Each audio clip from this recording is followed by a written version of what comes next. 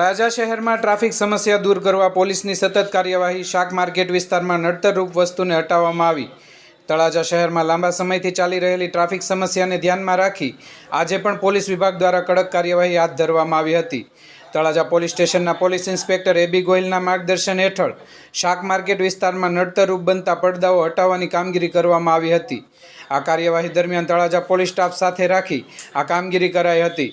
Police તંત્ર દ્વારા જણાવવામાં આવ્યું કે શહેરમાં ટ્રાફિક વ્યવસ્થા ક્લિયર રાખવા માટે આવનારા દિવસોમાં પણ આવી કાર્યવાહી ચાલુ રહેશે તેવું જાણવા મળ્યું હતું।